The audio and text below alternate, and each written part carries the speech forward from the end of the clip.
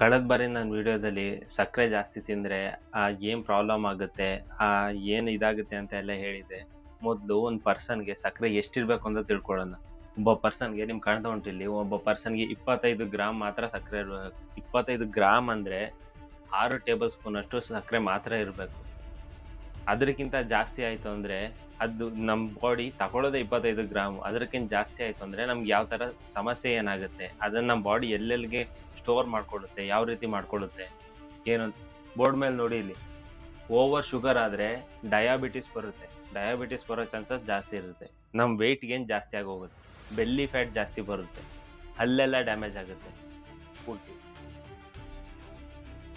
ಇಷ್ಟು ಪ್ರಾಬ್ಲಮ್ ಬರೋದ್ರಿಂದ ಈಗ ಹೇಳ್ಬೇಕಂದ್ರೆ ಸಕ್ಕರೆ 25 ಗ್ರಾಮ್ ಅಷ್ಟೇ ಇರಬೇಕು. ಡೈಲಿ 2 3 ಟೀ ಲೋಟ ಕಾಫಿ ಕುಡಿಯೋರು, ಜ್ಯೂಸು 2 ಬಾಟ್ಲಿಗಿಂತ ಜಾಸ್ತಿ ಯೂಸ್ ಮಾಡೋರು, ಕೂಲ್ ಡ್ರಿಂಕ್ಸು ಅದು ಇದು ಜಾಸ್ತಿ ಕುಡಿಯೋ ಅಂಥವ್ರು ಇದನ್ನ ನೋಡಲೇಬೇಕು. ನನ್ನ worth or waste YouTube Kannada ಚಾನಲಲ್ಲಿ ಇದ್ರದ್ದು ಫುಲ್ಲು ಡೀಟೇಲ್ಸ್ ಹಾಕಿದ್ದೀನಿ. ಪ್ರಾಬ್ಲಮ್ ಏನಾಗ್ಬೋದು, ಶುಗರ್ನ ಹೇಗೆ ಪ್ರೊಸೆಸ್ ಮಾಡ್ತಾರೆ ಅಂತಲೂ ಹಾಕಿದ್ದೀನಿ. ಅದಕ್ಕೆ ಏನೇನು ಕೆಮಿಕಲ್ ಆ್ಯಡ್ ಮಾಡ್ತಾರೆ, ಅಂಥದ್ದು ಏನಿದೆ ಶುಗರಲ್ಲಿ ಅನ್ನೋದನ್ನ ತಿಳ್ಕೊಬೇಕು ಅಂದರೆ ಯೂಟ್ಯೂಬಲ್ಲಿ worth or waste Kannada YouTube ಚಾನಲಲ್ಲಿ ಆ ವಿಡಿಯೋನ ನೋಡಿ, ಪೂರ್ತಿ ನೋಡಿ, ನಿಮ್ಗೆ ಅರ್ಥ ಆಗುತ್ತೆ.